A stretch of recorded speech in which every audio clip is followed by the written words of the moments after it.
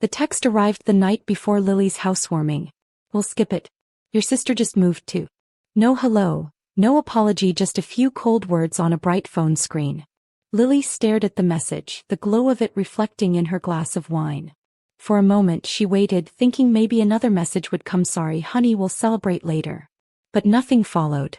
The silence behind the pixels felt louder than thunder. She smiled faintly, blew out the candles she had set on the table and whispered to herself, so that's how it is then. The villa smelled of cedar oil and new paint, the scent of everything she had built on her own. She locked the door, slid the phone into a drawer and stood still in the golden light of her new home. The dinner she had planned, the one meant to unite everyone, would go on without them. When Lily was 8, Christmas morning always began with the sound of her mother's heels on tile and the smell of cinnamon rolls. Her younger sister, Emma, would already be by the tree, ribbons tangled in her hair, eyes sparkling with excitement. Open yours, sweetheart, their mom would say, handing Emma a big box wrapped in gold paper.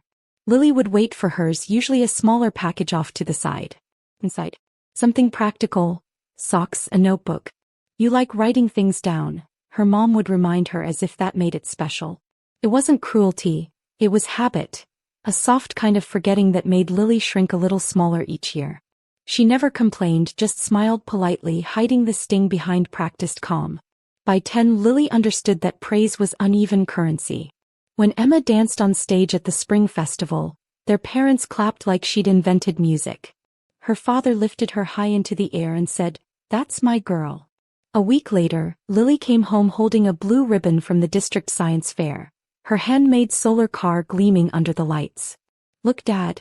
It actually moves," she said proudly. He barely looked up from the TV. "Nice," he muttered. "Just don't stay up too late next time." Lily nodded, her excitement fading. That night she placed the ribbon in her drawer and told herself it didn't matter. But deep down something shifted, the slow understanding that she would have to build her own applause. At 12, Lily found comfort in the old shed behind their house. The air smelled of cedar and rust, the hum of distant crickets filling the silence no one else seemed to notice. She began sanding old planks, shaping them into something new. One summer afternoon she built a small table, uneven legs, rough edges, but it stood. She ran her hand across the surface and smiled. "This is mine," she whispered. It was the first thing she had ever created that no one could take credit for. That table followed her everywhere afterward, to college, to her first apartment, and finally to the villa by the sea. Every dent on its surface was a memory, every scratch a quiet victory. That table wasn't just furniture. It was proof she existed even when no one seemed to see her. When Lily turned 21, she left home with that table in the back of her car. She had earned a scholarship to study architectural design, a program her parents barely mentioned. "Just remember to help Emma with her English project," her mom had said when she shared the news. Lily nodded, smiling politely. She carried the table up 3 flights of dorm stairs herself, her arms shaking but her heart steady. It became her desk, her drawing surface, the place where every design began. Years later, it was the blueprint for her dream, a home by the ocean. "One day I'll build something no one can ignore," she'd whispered back then. She didn't know how true that promise would become. Years passed, and Lily's name began to appear on blueprints and design contracts. She started small, renovating apartments, redesigning kitchens, fixing spaces other people had ruined. People liked how she listened, how she noticed small things that others missed. "You build homes that feel like people," one client told her once, and Lily smiled quietly. She never bragged, never reminded anyone how long it had taken to reach that moment. By the time she was 30, she owned her own design studio. She worked late nights, drinking coffee until her hands shook. But every project carried a piece of her old shed. The same care, the same patience, the same need to make something stand. The text that started it all came on a Thursday afternoon, while Lily was reviewing delivery notes for the villa she had spent 2 years designing. Outside, the sky shifted between silver and blue, the ocean restless beyond the glass walls. Her phone buzzed once, a quiet vibration on the counter. She wiped her hands on a cloth and glanced at the screen. "We'll skip your housewarming. Your sister just moved too." No greeting. No punctuation. Just that. For a moment she didn't move. Then she set the phone face down, the reflection of the words lingering on the glass window. She whispered, "That's okay," even though her throat tightened as she said it. The waves kept moving, the house silent except for her breathing.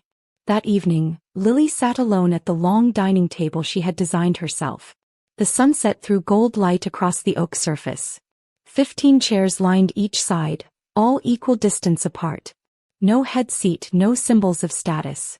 "Fairness isn't decorative," she had told her construction team months before. "It's structure."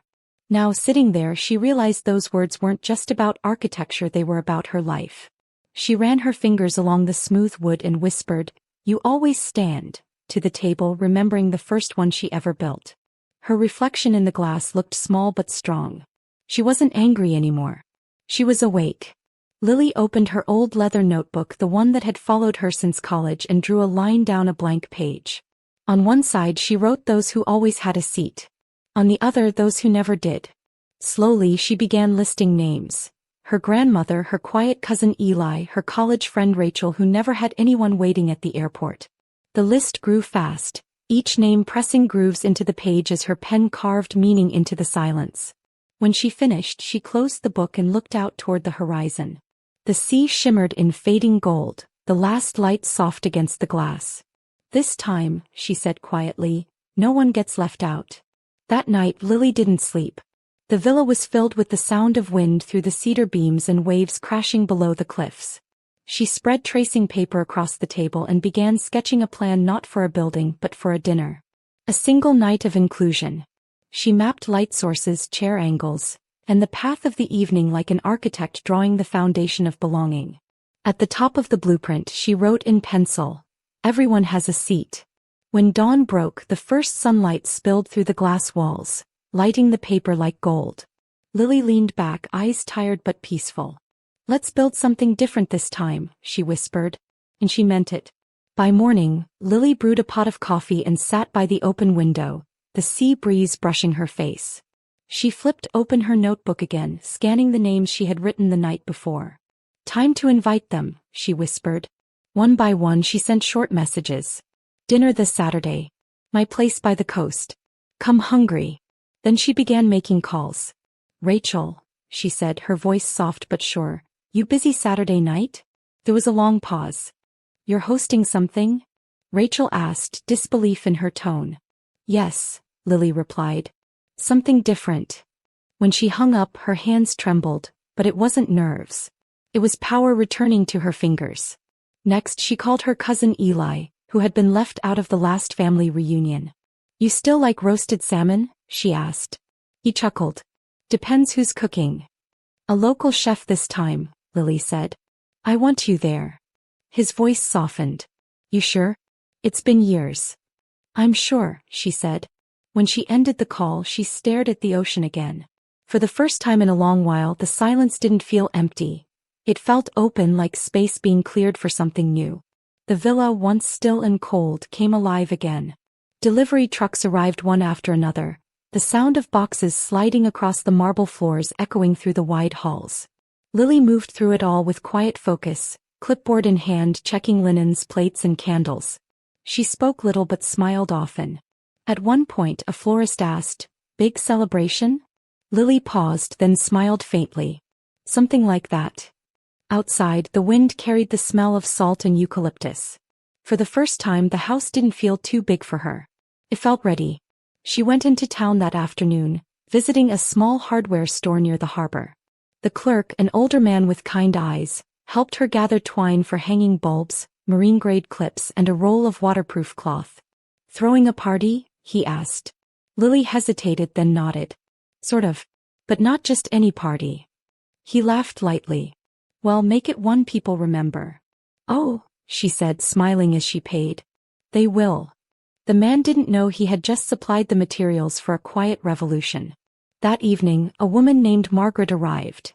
A local chef in her 50s with gentle eyes and steady hands.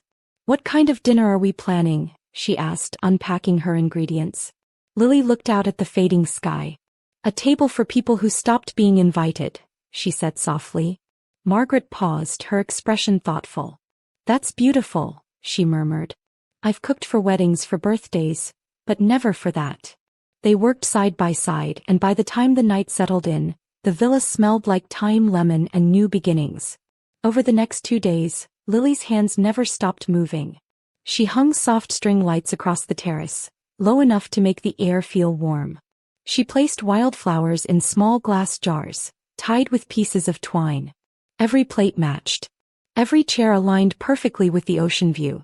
On each place card she wrote just 3 words in her neat handwriting: "You belong here." When she stepped back to look, her eyes burned with quiet emotion. "This is what it should have always been," she whispered. Late Friday afternoon, the HGTV film crew arrived, earlier than planned. The producer waved from the driveway, smiling. "We just need one more B-roll shot of the finished villa," she said. Lily hesitated for a moment, then nodded. "All right. No problem." The cameras floated through the golden light of the great room, capturing the way the sunlight hit the oak table, the flicker of candles, and the calm rhythm of her work. One cameraman whispered to another, "She moves like she built it." Lily heard but didn't respond. He was right. By midnight, everything stood ready. The long oak table stretched like a bridge between the room and the sea. The air glowed soft amber. The waves outside kept their rhythm steady and deep. Lily stood at one end, her reflection caught in the glass wall. For a long minute she just looked, at what she had created, at what she had survived. 15 chairs. 15 chances to make belonging visible. She touched each one gently, murmuring, "You have a place." The room felt alive even before anyone arrived. The next evening, headlights curved up the hill one by one. Through the window, Lily saw silhouettes stepping out of cars. Rachel with her husband, Eli carrying a bottle of wine, Aunt Marianne holding a pie wrapped in a towel. Their laughter floated toward the house, carried by the wind. Inside, Lily lit the candles. Flames flickered across the glass, their reflections stretching into the ocean's dark horizon. She turned off her phone completely and whispered, "Let's begin." When the guests entered, their eyes widened. "Lily, this is incredible," Rachel said, running her hand along the polished wood. "It feels peaceful." Lily smiled. That was the plan. They took their seats, voices rising softly. No speeches, no formal toasts, just the sound of forks against plates and the warmth of conversation filling the space. Margaret moved quietly through the room, serving roasted salmon, herbs, and warm bread. From the terrace, the sea shimmered under the moonlight. For the first time in years, Lily felt surrounded, not by family but by presence. And that was enough. When the last guest arrived, Lily closed the door gently and looked around. The air shimmered with candlelight, the hum of laughter blending with the soft crash of the waves below. For a moment no one spoke. Then Aunt Marianne raised her glass slightly. "To new tables," she said. Everyone smiled, the words echoing like a quiet blessing. Lily nodded. "To new tables," she repeated. They ate slowly, talked easily, and for the first time, Lily didn't feel like she was performing for approval. She was home in her own creation, a space where everyone mattered. When the night ended, no one wanted to leave. Some guests lingered on the terrace, watching the sea. Others helped Margaret stack plates and fold linens. "You should do this more often," Rachel said softly. "Maybe," Lily replied. "But I think it only works because it's rare." They laughed. As the last car drove away, she stood alone on the terrace, looking at the candles flickering through the glass.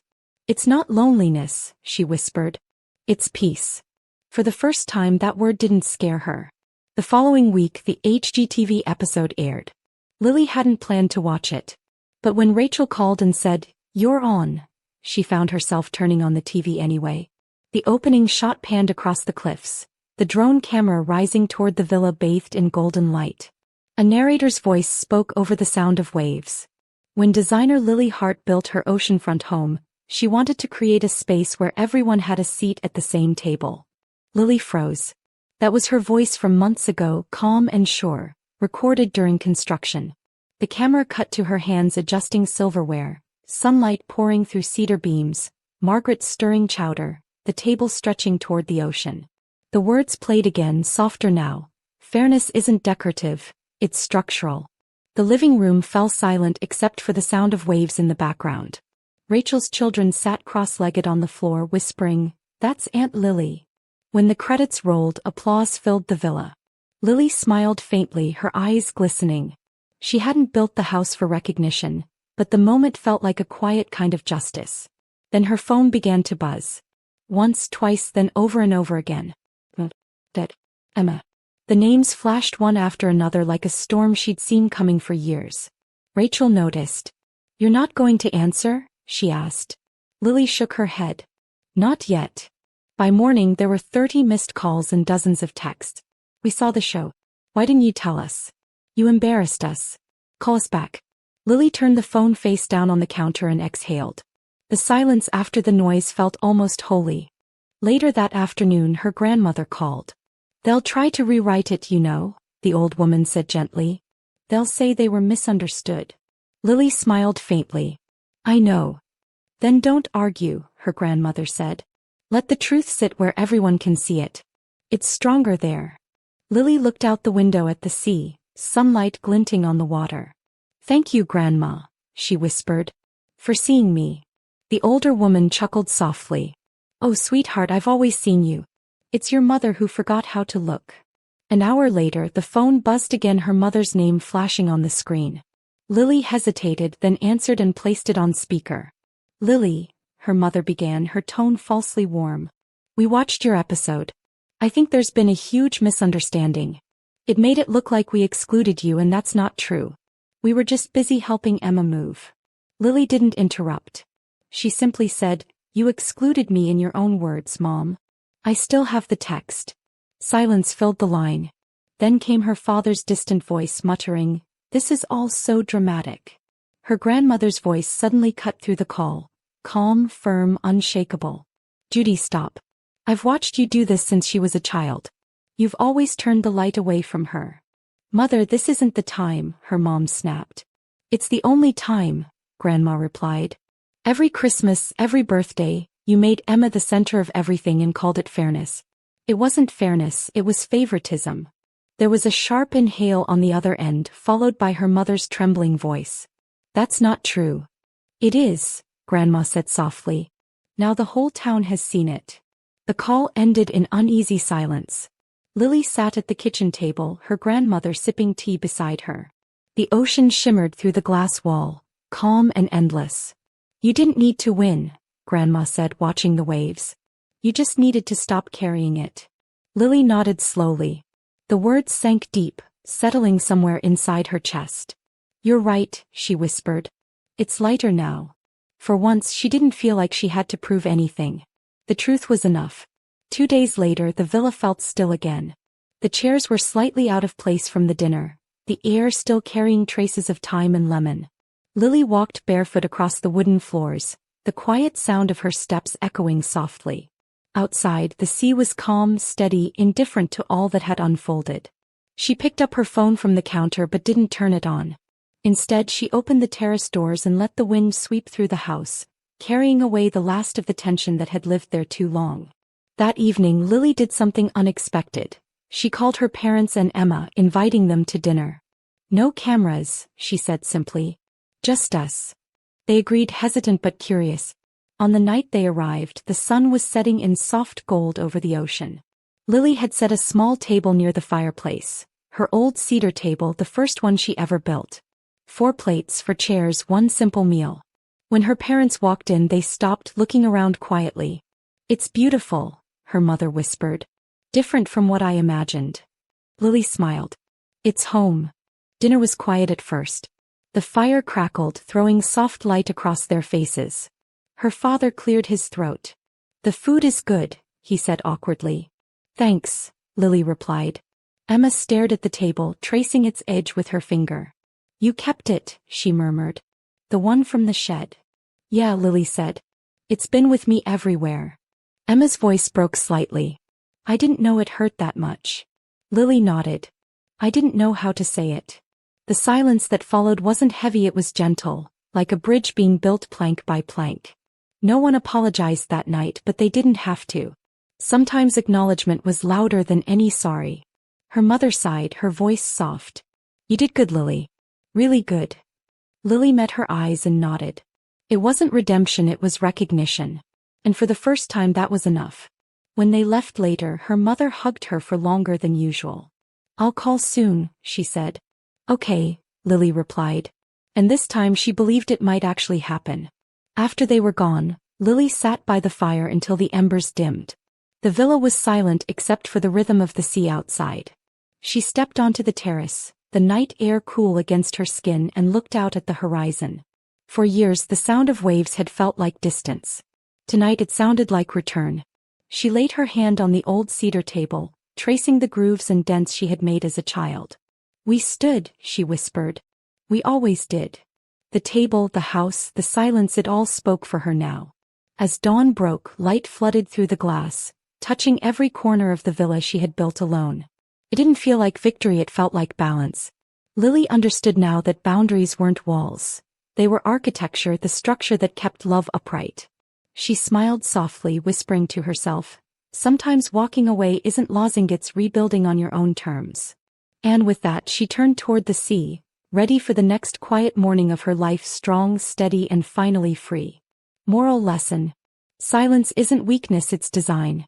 When love turns one-sided, setting boundaries isn't cruelty, it's construction. True peace comes when you stop waiting for permission and start building your own table. Thanks you for watching, and please remember to tell us where you are watching from today. Hit the like button, comment, and subscribe to this channel for more of this.